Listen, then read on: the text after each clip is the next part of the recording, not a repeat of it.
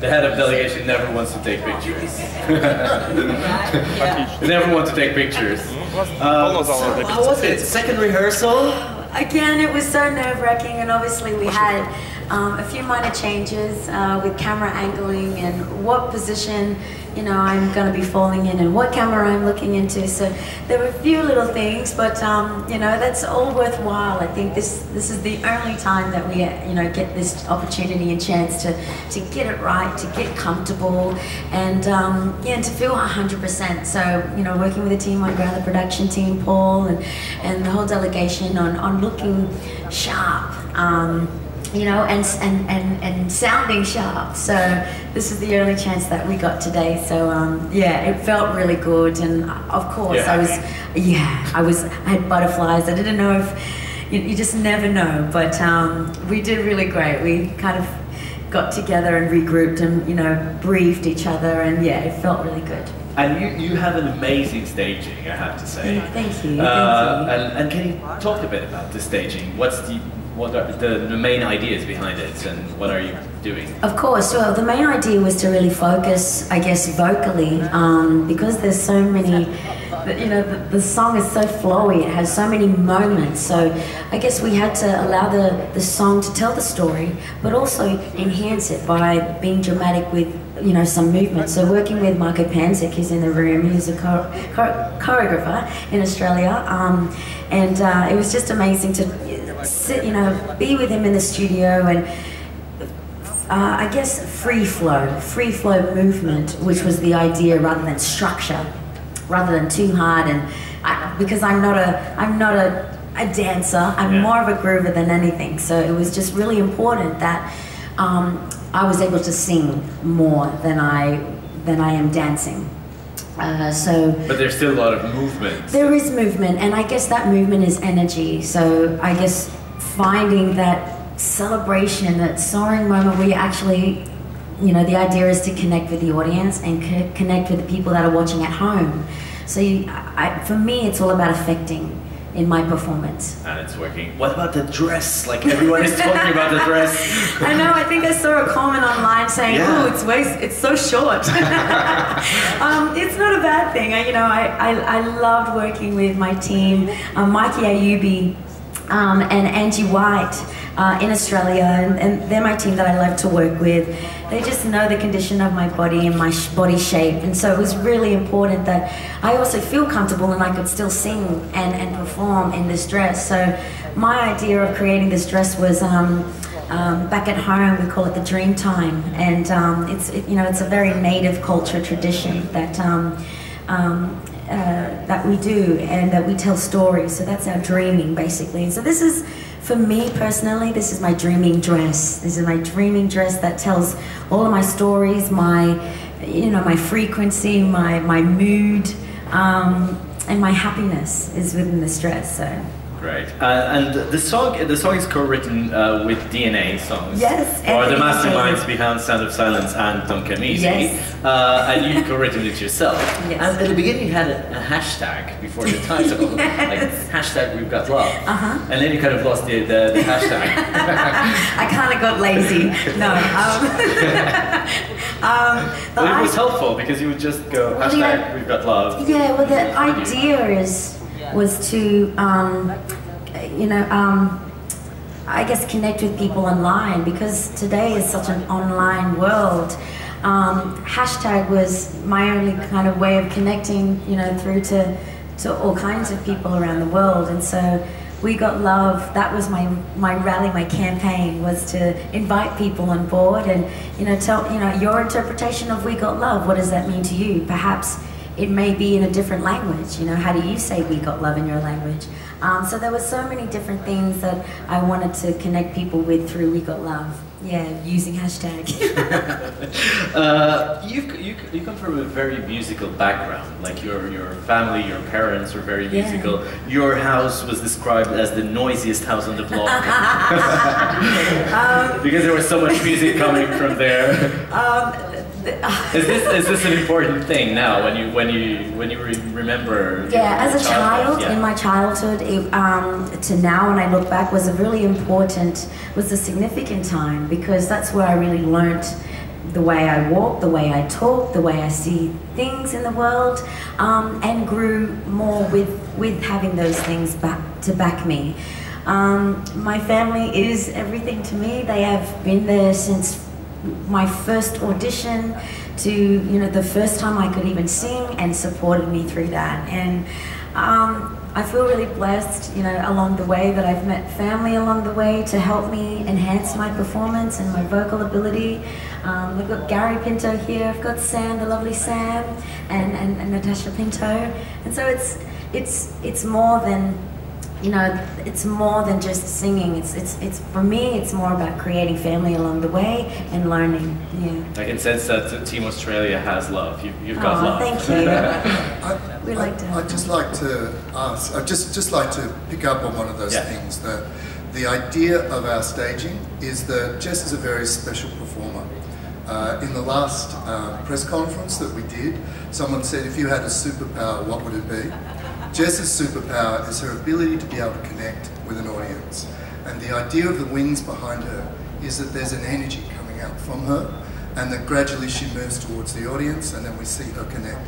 And you see some of those moves that are these beautiful individual moves of Jessica's that are like nobody else when she dances and sings. And for us, it's really special to watch her do that. And so for us to bring it to here, to Portugal, it's a really important thing for us. It's a special signature. I couldn't put it any better. Yeah, it makes it very authentic, and you can see that on the screen. Okay, questions here. Hi. Hello.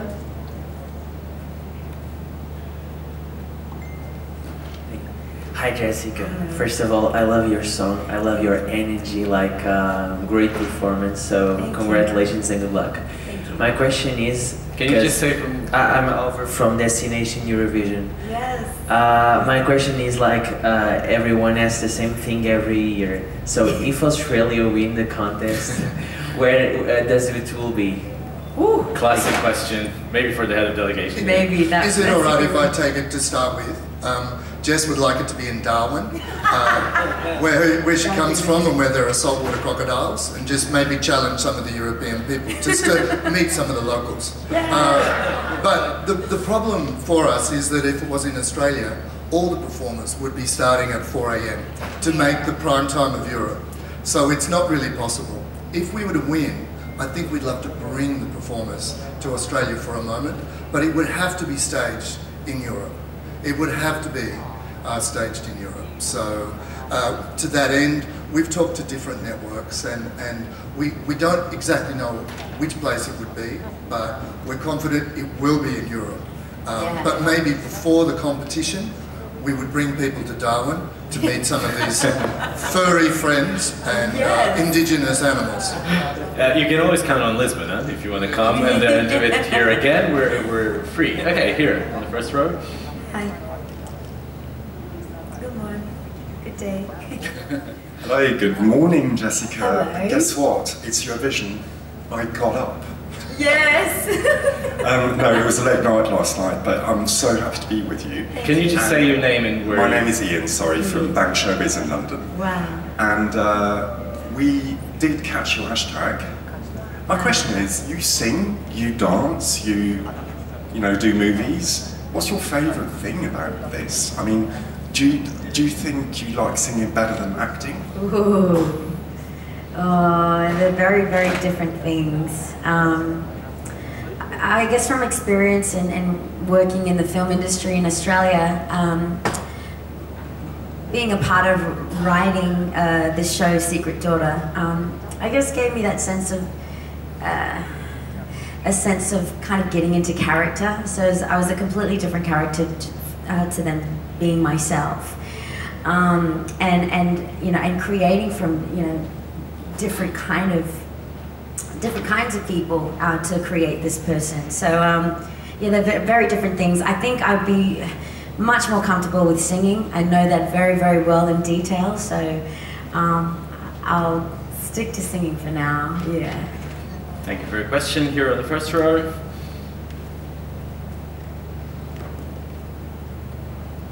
Hello. Hi, Pedro. Hi. Hi, guys. How you going? Hi, Jessica. Hello. I'm Andrew Webster from RTV Slovenia. I have to tell you, you're easily, well, you are my favourite song this year. And I hope that doesn't put the kiss of death on you because I never picked the winner. But I have two quick questions. Yes. The first one is, what would you say to anybody that says that Australia shouldn't be in Eurovision? Oh, no. And to make it more positive, how do you know in your life when we got love? How do we know when we got love? Yeah, wow, that's a good one. Well, to anyone who thinks that Australia shouldn't be in it, I don't know what to say about that. That hurts my heart. Dearly. I don't know what you would say.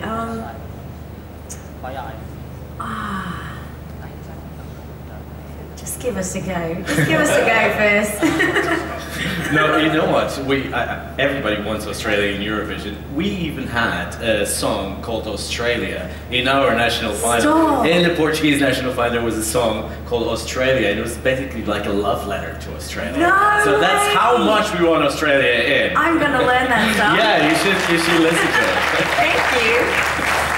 And how do you know when you found love? I think it really stems from within. I think it's your own personal. It's you already have it. You're actually born with it. I think you can grow out of it, though. If you choose to, it's a choice. But I think you already have it. Yeah. Thank you. Yeah. Wee blogs. Wee blogs. Hey Jess, Sebastian from WeBlogs.com. You've been on the press junket, the whole pre-circuit tour of Eurovision. What's been the most surprising part of this journey this year? I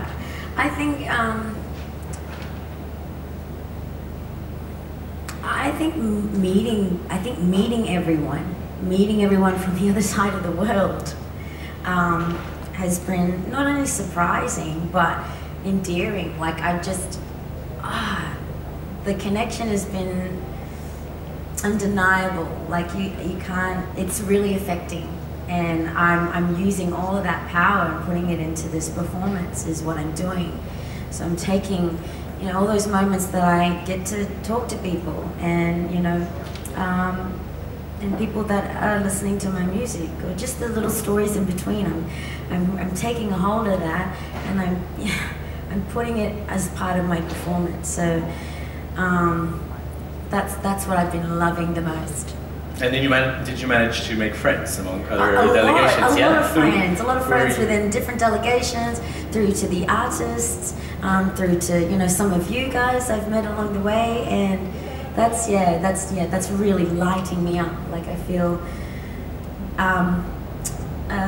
like you're the kind of, I'm the plug and I just plug into you, and you know what I mean? It's like you're the power point, you're the source for me. So yeah, that's what it feels like. Thank you. One last question here in the second row. Hello. Hi Jessica, I'm Patrick from EFF12 Radio in France. How are you going, Patrick? First of all, congratulations for your great performance. Thank You're you. amazing on Thank stage. you. We Got Love is an anthem for love, for peace, for everything. If it would be chosen to be an anthem for an event, which one would it be for you? That's a good one. An anthem for an event. A dating show. A dating show. That's a good one. That's actually really good. That's amazing. Oh wow, that's a really good one.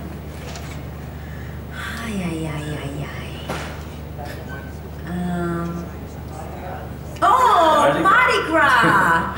Actually, I had this conversation the other day, and Mardi Gras came around, but unfortunately I was unable to be there to perform it. But I had this, image and visual, I visually saw myself performing at the Mardi Gras event with We Got Love, and perhaps doing a remix of it. So I hope maybe next year, perhaps, if I get invited back. But yeah, Mardi Gras would be amazing, which so is huge. let's imagine we're in Mardi Gras now, and we would like to hear your a cappella version of this song. Is that possible? Yes, absolutely. Great. We'd love to. Yeah, shall we? It's where Mardi Gras meets Eurovision. Let's see. An a cappella version of this. Yeah, here we go.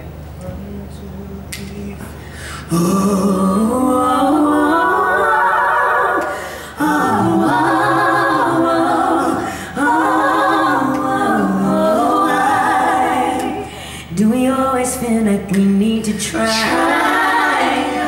Why do we believe that we need to be somebody else to feel alive? Why don't understand we don't get it right? Why do we keep going round and round at the end of the day? We've only got ourselves to blame. No, I know what you must be thinking. We are powerless to change things, but don't give up. 'Cause we got love, 'cause we